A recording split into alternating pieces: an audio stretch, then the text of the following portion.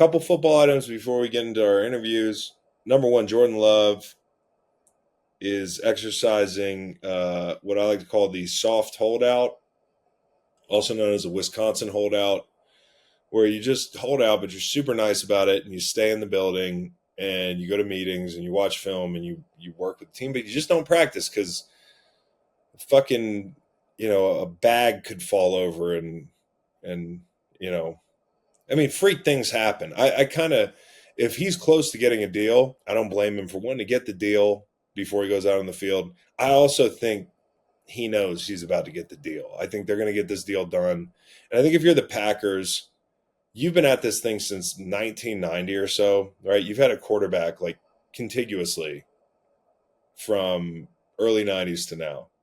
And there's a couple other teams like the Colts. You can talk to Chris Ballard today, hear from Chris Ballard. That's another team that had it going for a while, right? And there were a couple hiccups when Andrew Luck retired. But had Andrew Luck not retired, they might still have their quarterback, right?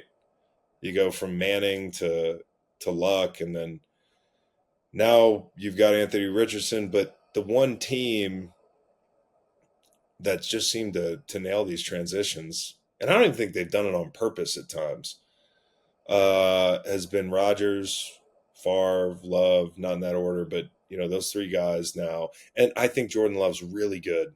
So I should say that at the outset. I think he deserves this money.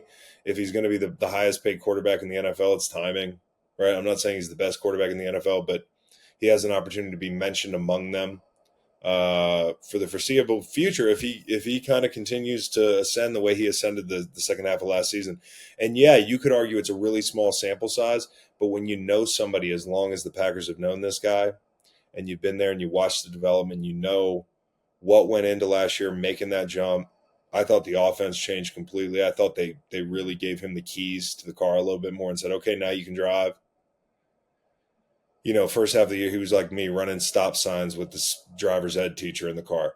Second half of the season, they were like, you and all these other young motherfuckers, all these young receivers, get out there and drive this car. And it looked great. And you could accuse me of jumping out of the gym, but I think he deserves this money. And I think whatever it takes, just get it done. I think what's playing into this is Trevor Lawrence deal. He's going to want more than Trevor Lawrence, and he deserves it. Now, you could say Trevor's been at it longer, the whole thing. Okay. I also saw what Jordan Love did down in Dallas in the playoffs. I saw what Jordan Love did at home playing Kansas City last year. The Super Bowl champions, the eventual Super Bowl champions. I saw the way Jordan handled those situations. I saw the way the Packers looked in San Francisco in a game that they could have won. I don't like doing the coulda, woulda, shoulda, but they were good enough to win that game. He was good enough to win that game. So I think he deserves every bit as much as Trevor Lawrence, and that could just be a personal preference thing. And I think he deserves more if he wants more. How much more? I don't know. Is it going to be 200 guaranteed? Lawrence was 5 for 275. Is it going to be 5 for 295? Is it going to be? I don't know. But we're getting to cutting hairs right now. If you want to stay the Green Bay Packers, you make sure your quarterback's taken care of, and then you enjoy the next 10 years.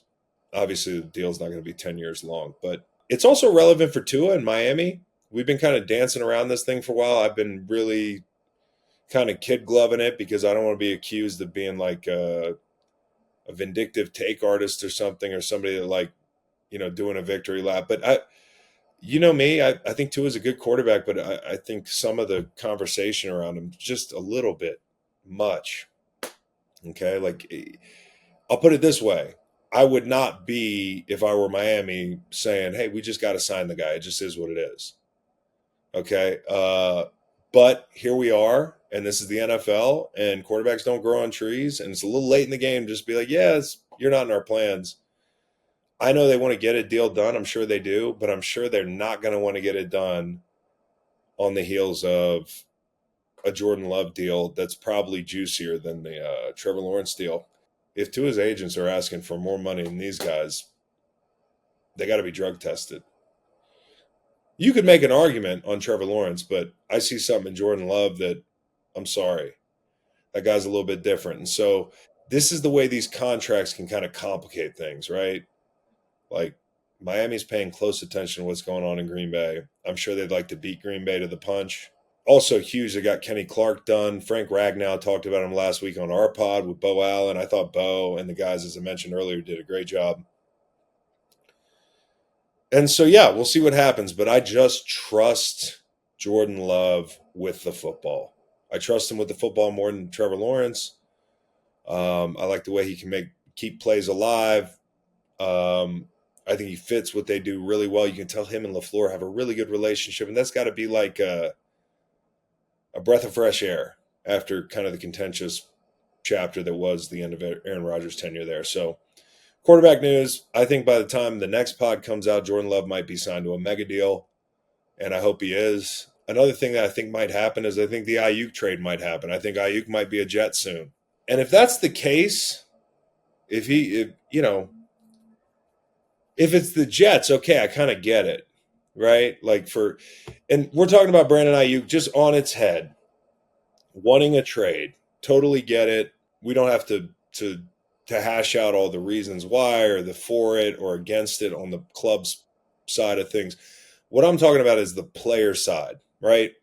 And if you're Brandon Aiyuk and we're getting close to nut cutting time here where there might be a trade, or maybe he just stays a 49er and they pay him and it's not perfect for either side, but they get it done.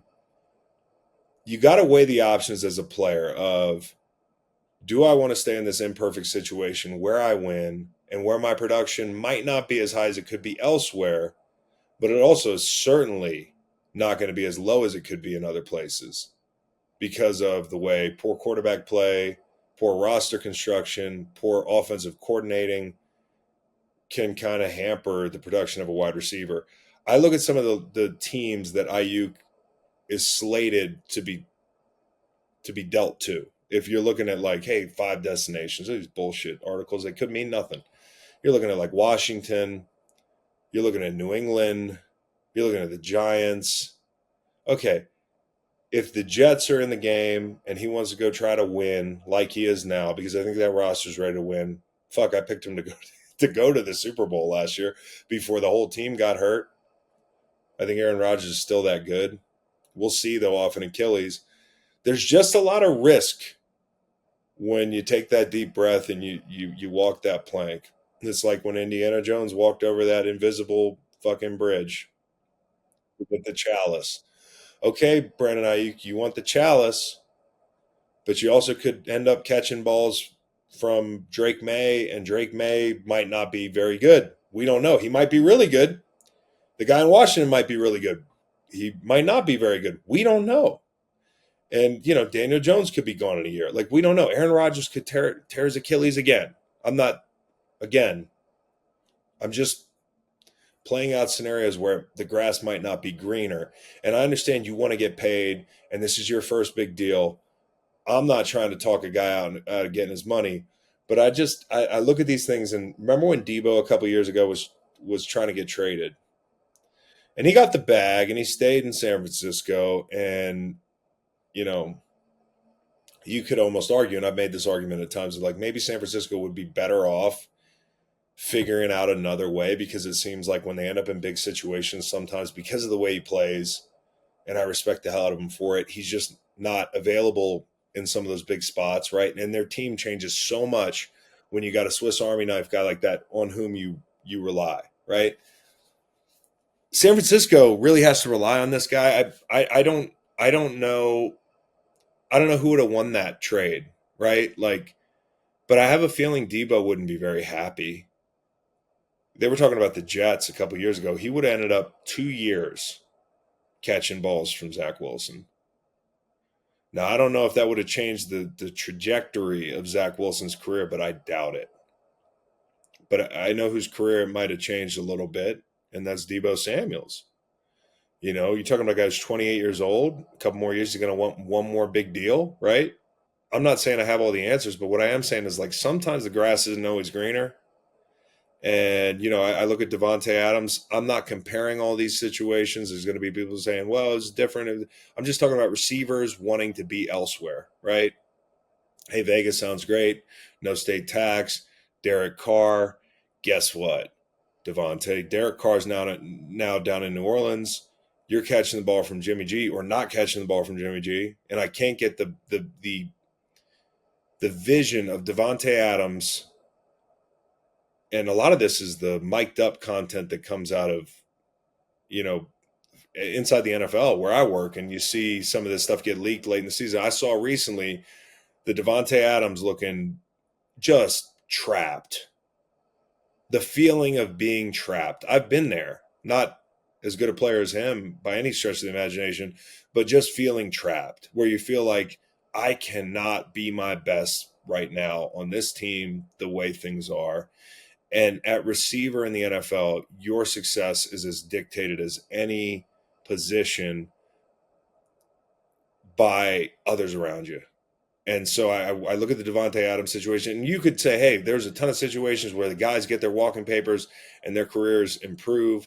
I just look at Brandon Aiyuk, and I hope, because I think he's a talent, and I hope he ends up, if he ends up somewhere, that he can get that second big contract, in a couple years. Because I'll tell you what, if Brandon Aiyuk got traded to the Jets 2 years ago, right, and you put him in Debo's position, I don't know that he's good enough, and there's very few guys who are, to overcome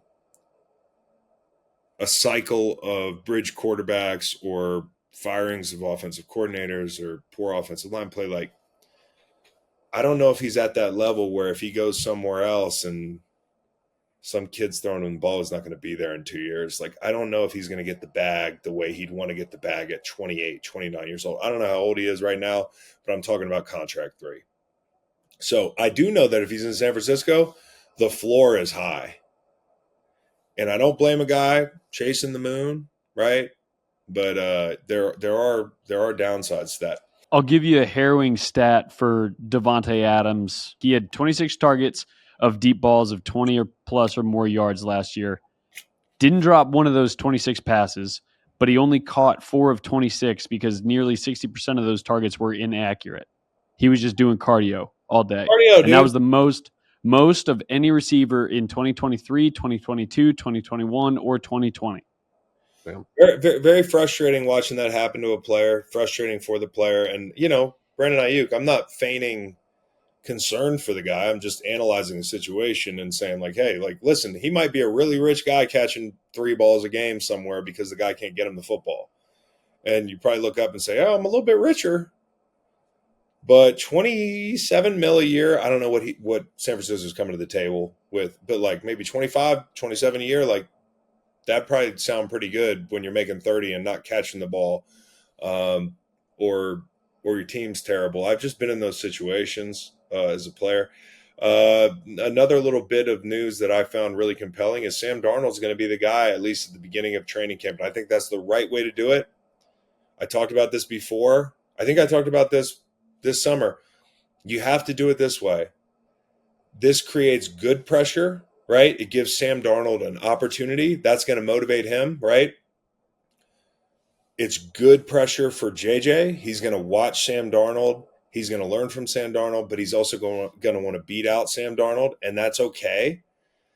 If you do it the other way, it's the pressure that can fuck up a quarterback's trajectory. If JJ's not ready, if the team's not ready, and then Sam Darnold's coming in there in a circumstance possibly where if you see him, it's bad news for the rookie, and it's probably bad news for the outlook when it comes to Darnold. And then if Darnold lights the world on fire in the first half of the season, you've either got your quarterback, or if you really like J.J. McCarthy, you work him in eventually and you can find a trade partner for Sam Darnold. I'm just going over all the possibilities. I happen to be somebody, and I'm not one of these people that's like, don't give up on first rounders. That ain't it, because some first rounders stink, okay? I was one you didn't want to give up on, but for a year and a half, had somebody said, this guy kind of stinks, I'd have been like, all right, well, that's your right. I look at quarterbacks, and yeah, there's a lot of people that think these first-round quarterbacks get a lot of, like, Zach Wilson gets another job. You hear about all these first-round quarterbacks that keep getting opportunities. Sam Darnold, Baker Mayfield, like, I'm sorry. There's a reason Baker Mayfield was drafted in the first round. That kind of played itself out last year. He had a really good year. Is he a perfect quarterback? No. Sam Darnold never really has had that landing spot yet where he had a big opportunity in the right opportunity.